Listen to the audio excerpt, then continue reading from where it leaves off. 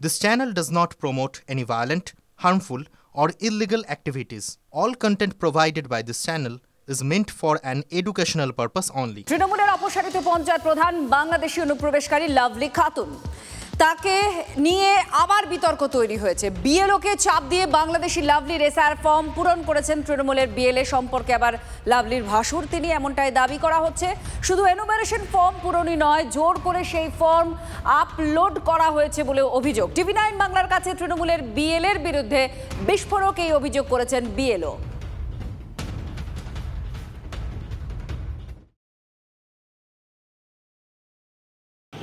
আইনকে ব্যবহার করে আবার সেই আইনকেই বুড়ো আঙুল দেখিয়ে একজন বাংলাদেশি অনুপ্রবেশকারীকেই এবার ভারতীয় নাগরিক হওয়ারই পদক্ষেপ নিতে চলেছে। এখন এই প্রশ্নই উঠছে লাভলি খাতুনের ক্ষেত্রে, কারণ ইতিমধ্যেই নতুন করে লাভলি খাতুনেরকে নিয়ে বিতর্ক তুঙ্গে মালদা জেলাতে। বিরোধীরা তো ইতিমধ্যেই আইনি পদক্ষেপ গ্রহণ করার প্রস্তুতিও নিতে শুরু করে দিয়েছে। সরগরম রাজ্য রাজনীতিও। অন্যদিকে অস্বস্তিতে মালদা জেলা তৃণমূল। বারবার লাভলি খাতুনকে নিয়ে এই অস্বস্তি সামনে আসায় তাদের দলের মধ্যেও অন্দরেও এই নিয়ে বাগবিতণ্ডা চরমে, বিতর্ক তুঙ্গে। মালদা থেকে ক্যামেরায় মুজিবর শেখের সঙ্গে শুভতোষ, টিভি9 বাংলা। ওই বাড়ির ওই আছে না, ভিআরপি আছে না পঞ্চায়েতের, ওকে এক্সট্রা দিয়েছে, বিএলএ দিয়েছে। ও কে হয় ও ইয়ের এই লাভলি খাতুনের? ভাসুর হয়। লাভলি খাতুনের ভাসুর হয়? ও ওই আপনাকে মানে বলেছে যে মানে আপনাকে বাধ্য করেছে, তাই তো? বাধ্য বলেছে, অনলাইনটা বসে করাইছে আমার বাড়িতে। ও আপনার বাড়ি? আমি তো ওই জন্য তো ঊর্ধ্বতম কর্তৃপক্ষের কাছে আমি চার্জ করেছি যে এটা ফেরত নিবো না দিব না কি করবো, ধরা পড়ি ফর্ম যখন এসে তো দিয়ে দাও, তারপরে আমরা এখান থেকে পাঠাবো, ওখানে তো ভেরিফাই হবে।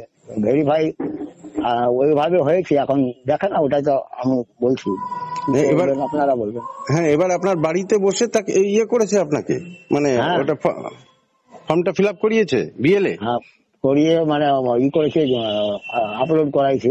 আমি তো বললাম যে এটা ঠিক হবে না, আগে ওদের ভিডিওর কাছ থেকে আমাকে জেনে করাতে যখন ই হয়ে গেছে, সাবমিট হয়ে গেছে কাগজ, তো আপডেটটা করে দাও, যা হবে পরে দেখা যাবে, এইভাবে বলছি। ঠিক আছে, তোমাদের ব্যাপার। বাংলাদেশি অনুপ্রবেশকারী প্রমাণিত হওয়ায় 9 মাস আগেই তৃণমূল পঞ্চায়েত প্রধানের পদ থেকে অপসারণ করা হয় লাভলি খাতুনকে। আর এর মধ্যেই এসআইআর শুরু হয়েছে। আর সেই লাভলি খাতুনের নাম তোলাতে উঠে পড়ে লেগেছেন তৃণমূলের বিএলএ, যে আবার সম্পর্কে লাভলি খাতুনের ভাসুর। বিএলওর দাবি কি, গোটা বিষয়টি প্রশাসনকে জানিয়েছেন। আপনারা শুনলেন বিএলও যেটা বললেন। আর এই প্রেক্ষাপটে তৃণমূলের বিরুদ্ধে আক্রমণ শানাচ্ছে বিরোধীরা। প্রয়োজনে সুপ্রিম কোর্টে যাওয়ার হুঁশিয়ারিও দিয়েছে বিজেপি। 2026 সালের ফাইনাল ভোটার লিস্টে যদি লাভলি খাতুনের নাম পুনরায় দেখা যায়, তাহলে কিন্তু আমরা এর শেষ দেখে ছাড়ব। সুপ্রিম কোর্টে যেতে হলেও যাব, কারণ স্বরাষ্ট্রমন্ত্রী, ভারত সরকারের স্বরাষ্ট্রমন্ত্রী পরিষ্কার বলে দিয়েছেন, একটিও অবৈধ ভারতবাসী যেন ভোটার লিস্টে না থাকে, ভারতে থাকতে না পারে। তো এটা আমাদের জানা, পার্টিগতভাবে আমাদের জানানো সব জায়গায় আছে। এখন যদি বিএলওকে ধরে সে নামটা তোলে, আমরা খতিয়ে দেখছি এবং তার বিরুদ্ধে যা যা করার আমরা করব।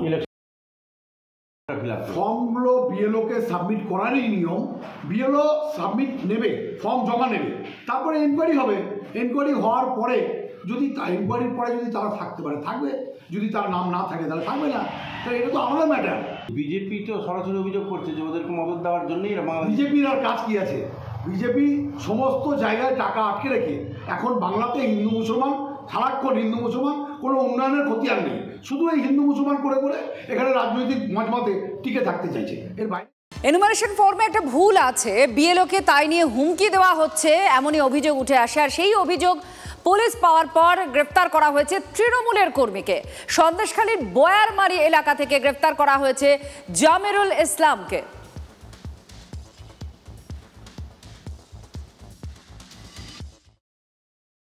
তুমি আমাদের জানাওনি কেন? তুমি কাটলে কেন? তোমার রেহাই দেবো? তুমি কি রেহাই পাবে? ঘর বাড়ি তো সব ভাঙচুর করো, তোর হাত পা কুচে দেবো আমি একদম। তুই কেন করলি, কেন কাটলি কেন ওটা? কোথা থেকে কি করে সংশোধন কর, না তো তোর কালকে সকালে জয় করে দেবে, রাত্রির মধ্যে তো জয় করবে আজকে, তো রাত্রির মধ্যে তোর ঘর বাড়ি ভাঙচুর করে জয় করতে পারবি। ফোনে এই পার্টির কোনো ইয়ে হবে, উনি আমাকে নাম জানেন? নামটা আমি ঠিক সঠিক জানি না। আচ্ছা, এই হিসাবে আমাকে খুব হুমকি দিয়েছে। আমি অনেকটাই আতঙ্কিত। বিডিও সাহেবদের সঙ্গে আমি এটা জানিয়েছি। শাহজাহানের বীজ ওখানে আছে কিছু, বিজেপিকে রাজ্যে না আনলে এদেরকে পুরো বিনষ্ট করা যায়। এদের বীজ এখনো আছে। এরা যেহেতু জেলে বহাল তবিয়তে আছে, ফোন ব্যবহার করছে, বসিরহাটের ফোন থেকে, বসিরহাটের জেল থেকে শাহজাহান ফোনে এগুলো কন্ট্রোল করছে। এর জন্য দায়ী মমতা ব্যানার্জি। মমতা ব্যানার্জিকে না সরালে এই রাজ্যে কখনো আইনের শাসন প্রতিষ্ঠিত হতে পারে না। বর্তমানে যে সমস্ত বিএলওরা কাজ করছেন তাদের মধ্যে একাংশ এমনও আছেন যারা তাদের কাজে অতি সক্রিয়।